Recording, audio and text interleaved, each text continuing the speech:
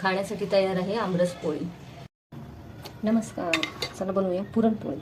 त्यासाठी हे बघा, मी आता 1-2 वाट्या हरभऱ्याची डाळ घेतलेली आहे। ती चांगली धुवून स्वच्छ धुवायची आणि अर्धा तास भिजत घालायची। भिजून झाली की त्यामध्ये थोडंसं पाणी ठेवायचं आणि हळद आणि किंचितसं मीठ घालायचं।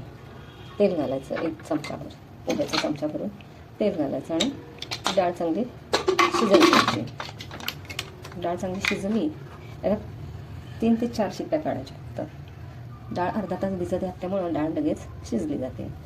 तर आता आपण या डाळीला शिट्ट्या काढून घेऊ आणि डाळ चांगली शिजवून घेऊ।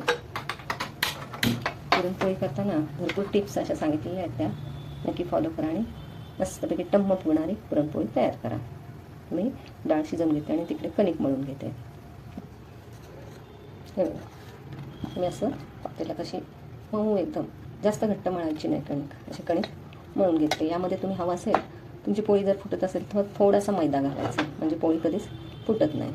आणि हे कणिक अशी मळून झाली की ते आता उन्हाळा असेल तर जास्त वेळ पाण्यात ठेवायची नाही, असं पाणी घालून ठेवून द्यायची आणि एक अर्ध्या तासानं पोळी करायला घ्यायची। हे बघा,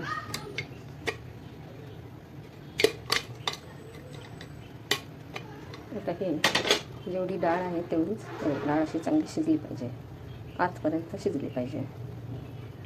आणि हे जेवढी डाळ असेल तेवढंच गूळ घ्यायचा, त्यापेक्षा थोडासा कमी घ्यायचा। ज्यांच्या पोळ्या फुटतात त्यांनी थोडासा गूळ नेहमी कमी घ्यायचा। आणि आता हे आपण पुरण शिजवून घेऊ। यामध्ये 2 वाटी माझं पुरण डाळ आहे, त्यामध्ये 2ला जरासं कमी मी गूळ घालते। चला आता पुरण शिजवून घेऊया। अगदी डाळ चांगली अशी मस्तपैकी शिजवून घ्यायची। हे असं मी 15 मिनटं झाली। आता असं चमचा उभा राहिला की समजून जायचं आपलं पुरण शिजलं आहे। हे बघा, पूर्ण गोळ असा चमचा उभा राहिला ना की समजायचं आपलं पुरण चांगलं शिजलेलं आहे। याला 15 मिनटं लागतातच।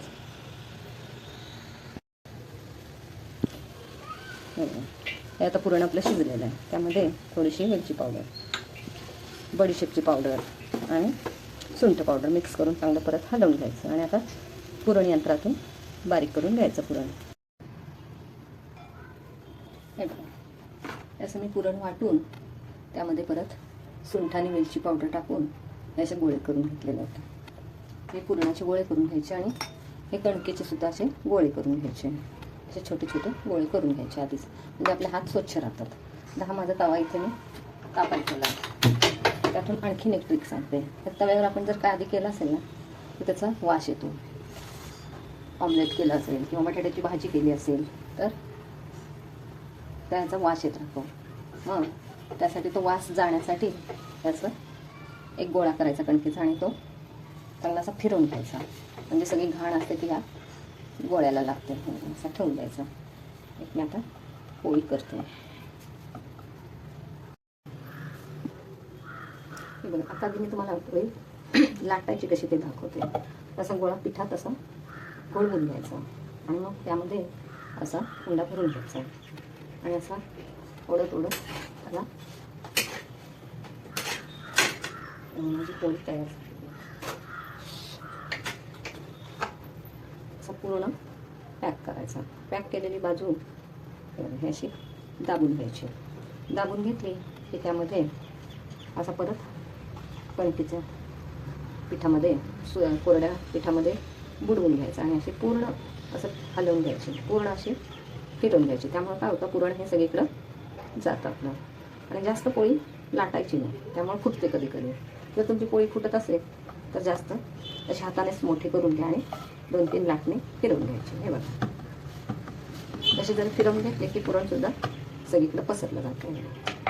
आता निम्मी पोळी तर आपली हातावर थापून झालेली आहे। त्यानंतर आता आपण अगदी अबदार पोळीवर लाटणं फिरवायचं आणि पोळी नेहमी कडेनं लाटायची। कारण पहिले लोक म्हणायचे, पोळी बघावी काठात, मुंगी बघावी पोठात।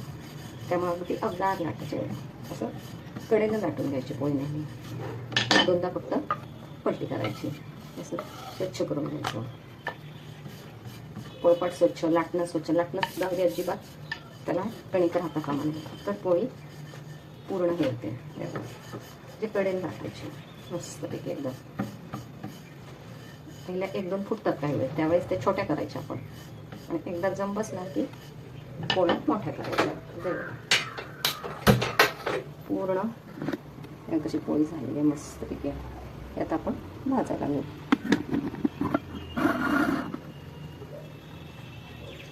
मी तवा ठेवलेला. पोळी भाजताना सुद्धा इथे जराशी हे झाली, पण तरी सुद्धा पोळी कशी छान फुगेल बघा. पोळी जास्त उलटी पालती करायची नाही. आता इथून जरा 1-2 मिनटं चांगली हे झाली ना, अशी पचल्यासारखी की तिला फक्त जराशी अशी हलवून घ्यायची. फक्त 2 ते 3 वेळाच पलटी करायची. पोळी हे कसं आहे, प्रत्येक सणाला काही भागात पोळी केली जाते, पुरणपोळी. हे बघा, जास्त लगेच हलवायची नाही. ती हळूहळू फुगायला लागली की मग एकदा जरा परत हलवायची. आणि पोळी जास्त जाळायची पण नाही. त्यामुळे कशी फुगत चाललेली आहे. हे माझ्या चपातीचा डबा आहे. त्यासाठी मी फक्त चपातीसाठी किंवा पोळीसाठी तेल असतं त्यामध्ये. असा एक डबा करून घ्यायचा. हे बघा, मस्त कशी खरपूस सगळ्या बाजूला अशी आपली झालेली आहे पोळी. जास्त उलटी पालती करायची नाही. तुम्हाला आपली जवळून दाखवते. गॅस बारीक करायचा. आपली पुरणपोळी तयार. चालू का? नमस्कार. चला बनवूया पुरणपोळी. त्यासाठी हे बघा, मी आता 1-2 वाट्या हरभऱ्याची डाळ घेतलेली आहे. ती चांगली धुवून स्वच्छ धुवायची आणि अर्धा तास भिजत घालायची. भिजून झाली की त्यामध्ये थोडंसं पाणी ठेवायचं आणि हळद आणि किंचितसं मीठ घालायचं. तेल घालायचं 1 चमचाभर, पोह्याचा चमचा भरून तेल घालायचं आणि डाळ चांगली शिजवून घ्यायची. डाळ चांगली शिजली त्याला 3 ते 4 शिट्ट्या काढायच्या फक्त. डाळ अर्धा तास भिजत घातल्यामुळं डाळ लगेच शिजली जाते. तर आता आपण या डाळीला शिट्ट्या काढून घेऊ आणि डाळ चांगली शिजवून घेऊ. पुरणपोळी करताना भरपूर टिप्स अशा सांगितलेल्या आहेत, त्या नक्की फॉलो करा आणि मस्तपैकी टम्म फुगणारी पुरणपोळी तयार करा. मी डाळ शिजवून घेते आणि तिकडे कणिक मळून घेते. हे बघा, मी असं पातेला तशी मऊ एकदम जास्त घट्ट मळायची नाही कणिक. अशी कणिक मळून घेतली. यामध्ये तुम्ही हवा असेल, तुमची पोळी जर फुटत असेल तर थोडासा मैदा घालायचा, म्हणजे पोळी कधीच फुटत नाही.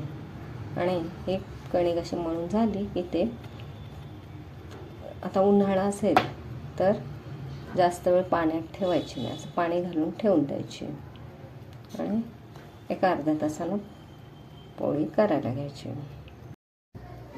हे बघा, ही 2 वाटी डाळ मी शिजवून घेतलेली आहे कुकरला आणि ती गाळून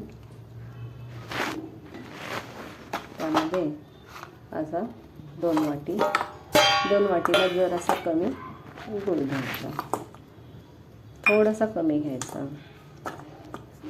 आणि हा आता पुरण चांगलं वाटून घेऊया आपण. एक 10 ते 15 मिनटं हे पुरण शिजायला लागतं. आता मी पुरण शिजवून घेते.